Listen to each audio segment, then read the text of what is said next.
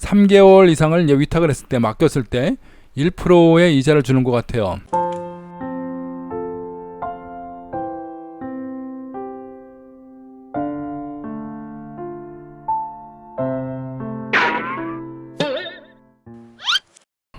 여러분 안녕하세요, 따입니다.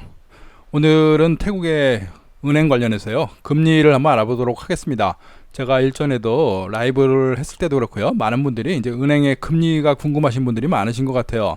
태국으로 뭐 이주를 하시던, 어떤 뭐 결혼을 해서 혼인 비자로 오시던, 아니면 뭐 은퇴 비자를 가지고 이쪽에서 이제 여가를 어떤 생활을 하실 때 한국에서 이제 가져오게 되는 자금들이 있겠죠. 그리고 또 여유가 좀 있으신 분들은 은행에다가 이제 맡겼을 때, 태국 은행에다 위탁을 했을 때 어떤 정도의 이제 이율이 오는지, 그 이율에 대해서 궁금하신 분들이 많은 것 같아요. 그래서 예금 이율을 오늘 제가 한번 알아보도록 하겠습니다.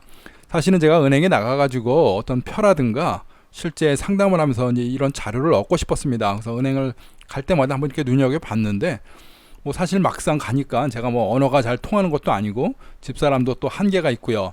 그래서 이런 자료들을 좀 구하기가 조금 어려웠어요. 그래서 오늘 뭐 굳이 안 가고도 생각을 해보니까 은행들에서 어떤 예금을 유치를 하고 고객을 모집을 하려고 하면은 이렇게 인터넷 시대이니까 인터넷상에도 분명히 그런 자료가 있을 거라 이렇게 생각을 해서요, 오늘 인터넷으로 한번 조회를 해보도록 하겠습니다. 자, 그래서요, 뭐 방콕 은행들의 어떤 디포짓이라고 한번 쳐볼게요. 이제 고객 위탁금 이런 것들에 대한 어떤 레이트 얼마나 나오는지 한번 찾아보겠습니다. 뭐 여러 가지가 나오네요. 어떤 것들이 한눈에 볼 수 있을지 뭐 한번 찾아보겠습니다. 데일리 인터레스트 레이트. 자, 이쪽을 보니까요, 뱅크 오브 타일랜드, 태국의 은행들에 대해서 이율, 뭐 이자, 이거를 간략하게 한 장의 용지로 보여준 것 같아요. 자, 오늘이 제가 2019년 11월 13일이었죠. 그래서 어제의 날짜, 최종 일자 기준으로 은행의 어떤 뱅크의 레이트를, 디포진 레이트, 그러니까 이제 위탁금입니다. 이제 예금 맡겼을 때 이쪽을 보여주고 있는데요. 지금 보니까 대략들 보니까 이제 기준이 3개월, 6개월, 12개월, 2년 뭐 이렇게 나뉘어지는 것 같아요. 자, 대충 내용을 보니까 이제 커머셜 뱅크라고 그래가지고요, 뭐 상업적 거래, 뭐 상거래를 위주로 하니까 뭐 고객들이 맡기는 돈 이쪽 위주가 될 것 같아요. 자, 가장 먼저 이제 뱅콕 뱅크를 보니까요, 세이빙을 기본이죠. 기본 넣고 빼고 이렇게 이제 저축을 했을 때 0.5에서 0.625 이 정도 이율이 이제 기본인 것 같고요. 3개월 이상을 이제 위탁을 했을 때, 맡겼을 때 1%의 이자를 주는 것 같아요. 3개월 이상이 지날 때 그 시점, 맡겼던 기간 동안 그때까지의 이제 일할 계산입니다. 뭐 1% 전체 금액이 1%가 아니고요, 3개월치, 그러니까 1년에 1%니까 이거 1년치를 3개월로 또 나눠 일할 계산을 해야 되겠죠. 자, 6개월이 넘어가면은요 1.25%, 그리고 1년이 넘어갔을 때는 1.5%. 방콕 은행은 이제 1년이 넘어가면요 24개월, 그러니까 2년이 넘어가도 1.5%가 유지가 되네요. 그리고 또 이제 끄룽타이 뱅크, 이제 태국에 뱅크들이 굉장히 많아요. 여러 종류가 있는데 그중에 이제 다른 은행들을 보면은 기본 어떤 저축 금리는 0.5%, 그리고 3개월 이상을 했을 때는 0.9%, 6개월은 1.15에서 1.35, 1년을 했을 때 1.3%, 24개월, 2년을 했을 때는 1.45. 자, 비교를 해보니까 방콕 은행이 높죠. 방콕 은행이 제가 이제 거래를 해보면은 일반적인 거래입니다. 어떤 뭐 제2금융권, 제1금융권, 태국도 뭐 이렇게 뭐 나눌 수는 있겠죠. 그래서 이제 제1금융권 기준으로 보통 사람들이 이제 은행에다 저금을 했을 때 가장 금리가 좋은 곳은 제가 보기에는 방콕 은행인 것 같아요. 뭐 더 좋은 곳도 있기는 있습니다만 이제 보통의 은행을 거래를 얘기하는 거고요. 그리고 또 대출도 마찬가지예요. 은행에서 대출을 받을 때도 방콕 은행 대출이 그래도 금리가 좀 저렴합니다. 대신에 방콕 은행을 가면요 항상 사람이 많고 줄을 좀 오래 서야 돼요. 자, 그리고 또 제일 흔한 은행 중에 하나인 이제 카시콘뱅크가 있죠. 우리나라 농협처럼 농산물 표시가 되어 있고요. 뭐 농민들을 위한 이런 은행인지도 모르겠습니다만 이 은행을 이율을 보면요, 여기도 이제 마찬가지로 0.5%가 이제 기본 저금했을 때 이제 이율이고요. 3개월을 했을 때는 0.9에서 1.15. 여기는 조금 방콕 은행보다 조금 더 높을 수도 있네요. 어떤 이제 조건, 신용이라든가 여러 가지 조건에 따라 다른 것 같아요. 그리고 6개월 이상을 했을 때는 1.15에서 1.4%, 그리고 1년 했을 때는 1.3에서 1.55, 그리고 2년 했을 때는 1.45에서 1.7. 자, 이걸로 봐가지고는 뭔가 일반적인 보통 사람의 경우는 그 방콕은행보다 조금 낮고, 그거보다 조금 어떤 뭐 특수한 경우라든가 조건이 좋은 사람들은 약간 높습니다. 자, 아무튼 이걸로 이게 세계은행을 대충을 보면은 기본 저금하는 이율은 0.5% 정도가 계산이 되고요. 3개월 이상을 갔을 때는 1% 내외, 그러니까 0.9에서 1%이 정도 가는 것 같아요. 그리고 6개월 갔을 때는 그보다 조금 높은 이제 1.25, 요게 이제 기준이 될 것 같고요. 1년간 저금했을 때는 맥시멈이라고 해야 될까요? 1.5%를 넘지 않는 것 같습니다.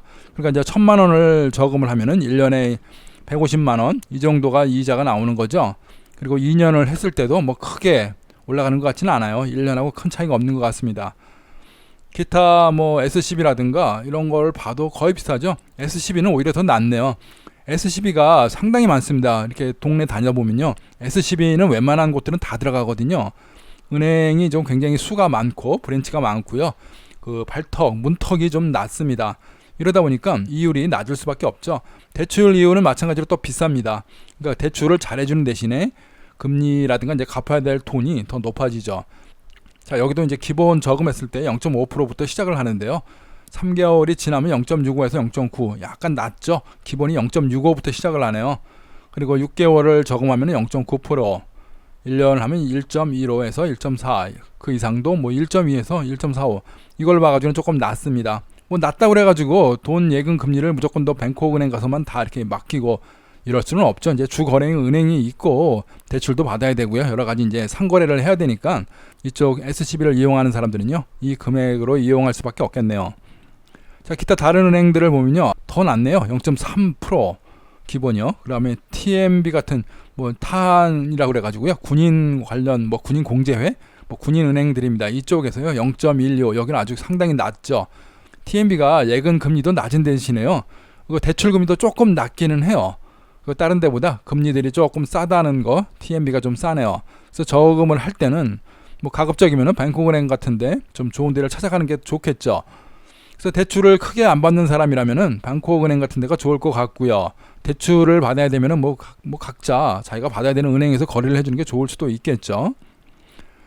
자, 뭐 다른 은행들도 보니까요, 0.4%, 뭐 0.2% 비슷비슷하고요. 뭐 높은 데도 있을 수도 있고, 대략들 보면은 1년 어떤 정기 예금을 했을 때 1.5% 정도가 유지되는 것 같아요. 이 정도가 금리인 것 같고요. 어떤 것들을 봐도 24개월이 넘어가도 뭐 2%대를 주는 거는 절대 없어요. 대부분 다 1.5% 내외, 많이 줘도 1.7% 정도, 이 정도가 이제 한계인 것 같아요. 한국은 지금 뭐 얼마나 되는지 제가 정확히는 잘 모르겠습니다만, 태국의 은행은 뭐 이 정도 선이 유지되고 있습니다.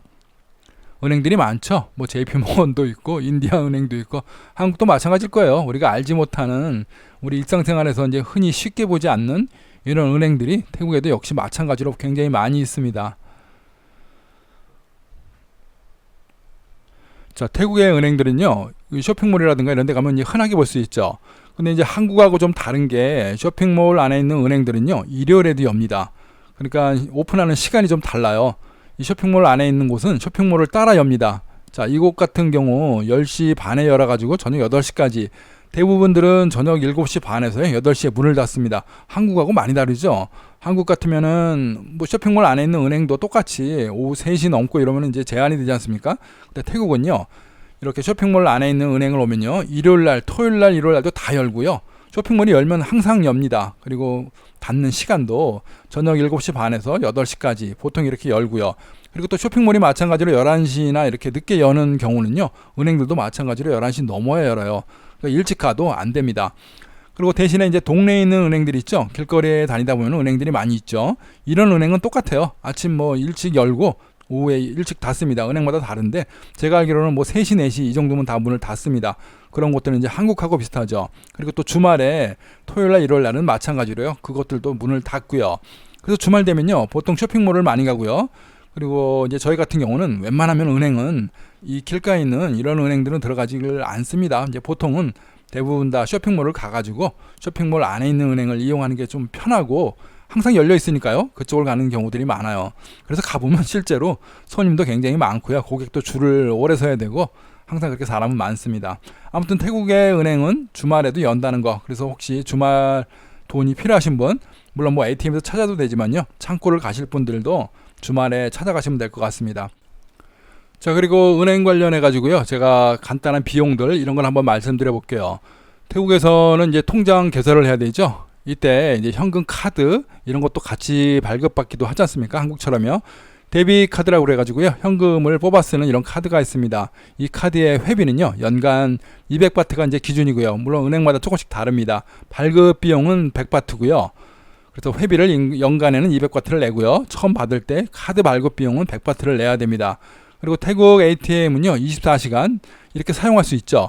또 특이한 점은 야간이라든가 이런 수수료가 별도로 없습니다. 똑같이요. 주야간 같습니다. 그리고 5만 바트 이상 ATM은 출금이 좀 불가합니다. 큰 돈을 찾으시는 분들은요. 창구를 가셔야 되고요. 5만 바트 이하. 사실은 뭐 5만 바트까지 찾는 경우도 사실 제가 못 본 것 같아요. 대부분 아마 2만 바트로 알고 있었는데 제가 찾아보니까 5만 바트까지 찾을 수 있다고 이렇게 되어 있습니다. 그리고 또 1만 바트 이상 현금을 찾을 때는요. 30바트의 수수료를 내야 됩니다. 대신에 이제 앱 어플리케이션이 있죠. 앱으로 내가 어플리케이션으로 돈을 얼마큼 찾겠다 이렇게 가지고 신청을 하고 처리를 해놓고 그걸 가지고 이제 ATM 기계를 찾아가서 이렇게 바로 즉시 이제 확인을 하고 받는 방법이 있어요. 이럴 경우는 수수료가 또 없습니다. 앱을 많이 사용하라고 이렇게 권장하는 것 같아요. 그리고 또 창구를 가서 이제 이용할 때 수수료가 또 있어요. 돈이 커지고 액수가 커지면요. 10,000바 이상 되면은 여기 또 어떤 입출금에 대한 또 수수료가 있습니다. 그리고 또 이제 같은 권역, 그러니까 내가 살고 있고 거주하고 통장을 만든 이 지역 내에서는요. 별도의 수수료가 없어요. 그죠? 기본적으로 없어야 되니까요. 은행에다 돈 넣는데. 그런데요. 다른 주라든가 먼 지방에서 돈을 넣거나 출금을 할 때 이럴 때는 수수료가 있습니다. 저도 이제 한 번은 처갓집 가서 우돈타니에서요. 뱅콕에서 만든 이제 통장에다가 돈을 입금을 하려고 제 통장에다 당연히 이제 무통장도 아니고 제 통장을 가져가서 입금을 해달라고 돈을 내밀었더니요. 수수료가 있었습니다. 수수료가 그렇게 막 싸지도 않아요. 제 생각으로는 그때 60바트였나? 어느 정도 일정 금액이 나오는 것 같아요. 물론 뭐 몇천 원이니까 낼 수도 있겠지만 그래도 왠지 아깝지 않습니까? 그런 수수료가 있다는 거 또 재밌는 것 같아요. 그래서 태국에는요, 이런 정도의 어떤 수수료가 있다는 거 작지만요, 알게 모르게 조금씩 나갑니다. 그리고 어떤 분들 보면은 통장을 개설해 놓고 1년에 막 1,000바짜리, 몇백 바짜리 돈이 빠져나가는 경우도 있어요. 나도 모르게 처음 개설할 때 어떤 그분들이 보험 이런 것들을 권유를 하거든요. 근데 이제 개인 어떤 신상의 보험이라든가 어떤 뭐 상해 보험 이런 건데 이런 거를 잘 모르고 못 알아듣다가 네네 예스 하다가 같이 가입을 하는 경우도 있습니다. 이런 경우 돈이 이제 1년에 1,000바씩이라든가 이렇게 일정 금액이 빠져나갈 수도 있습니다. 한번 여러분 통장에서 돈이 많이 빠져나가면요. 이거 수수료가 너무 세다 이렇게 생각만 하지 마시고요. 왜 빠져나가는지 한번 확인할 필요는 있습니다. 자, 그래서요. 이자율을 정리를 해보자고 하면요. 입출금 통장의 이자는 0.5% 정도, 그러니까 거의 없다고 봐야 돼요. 아주 미세한 어떤 그 정도의 이자만 있다고 보시면 되고요. 정기예금으로 뭐 3개월 이상 이렇게 관리를 하고 1년 동안 간다 그러면요. 1.5% 이 정도 내외가 된다고 생각하시면 되고요. 그리고 또 이제 만기 예금 같은 거 있지 않습니까? 일정 금액을 맡겨놓고 한참 뒤에 찾는 거 이런 것들 1년짜리들 마찬가지로요. 1.5%를 넘지 않는다는 거 이 정도 내외가 태국의 금리입니다. 자, 참고하셔가지고요. 여러분들 금융 거래할 때 이용하시기 바랍니다. 그리고 또 통장을 개설을 할 때요. 단순 여행객들은 통장 개설이 불가죠. 보통 이런 통장을 만들려고 은행을 가시면요. 대부분들 워크 퍼밋을 달라고 할 거예요. 여러분들 이제 비자가 없는 분들, 비자가 또 있어도요. 통장을 잘 안 만들어줍니다. 대신에 이제 지역에 따라서 달라요. 어떤 은행들은요. 제가 이제 결혼 비자를 가지고 집사람하고 같이 가서 이제 이렇게 통장을 만들어 달라. 어떤 은행은 만들어주고요. 어떤 데는 또 안 만들어줍니다. 그렇기 때문에 이제 은행마다 다르기 때문에 조금 이제 골라서 갈 필요도 있기는 있습니다. 뭐 근로자라면은 워크 퍼밋하고 비자 어떤 개설 가능하니까요. 은퇴 비자도 또 가능합니다. 또 교육 비자도 가능하고요. 이런 비자를 갖고 계신 분들은 잘 설명을 해서 잘 만드시면 되고요. 그것도 안 되고 저것도 안 되고 은행이 안 된다고 하시는 분들은요. 그냥 방콕은행 본점을 가시면요. 그 여권하고 우리 대사관에다가 이제 거주 증명서, 외국인 재외국민 등록 이 정도 서류만 가지고 가시면요. 만들어줄 수도 있습니다. 그래서 은행 통장이 꼭 필요하신 분들은 방콕은행, 아속이 좀 본점이거든요. 근데 본점 아니라 다른 방콕은행에 가도 만들어준다는 이야기도 있습니다. 자, 이런 것들 참조해 보시고요. 방콕은행 쪽을 가면은 조금 만들기가 쉽지 않나 저는 이렇게 생각을 하거든요. 한번 찾아가 보시기 바랍니다. 자, 오늘 제가 간략하게 오늘 금리 태국의 금리가 이 정도가 된다 하는 것만 좀 설명을 드렸고요. 상세한 어떤 내용이라든가 또 상품마다 다를 수가 있어요. 또 신용도라든가 어떤 뭐 금액의 범위, 한도, 뭐 여러 가지 이런 조건들이 있을 수 있으니까 그런 것들을 한번 찾아서 좋은 곳으로 가면 좋을 것 같습니다. 자, 오늘 은행 이야기 여기까지 말씀드리겠습니다. 자, 다음에 또 기회 되면요, 다른 상품 이런 것들을 갖고요, 여러분들한테 또 한번 소개를 시켜드리도록 하겠습니다. 자, 시청해 주셔서 감사합니다. 고맙습니다.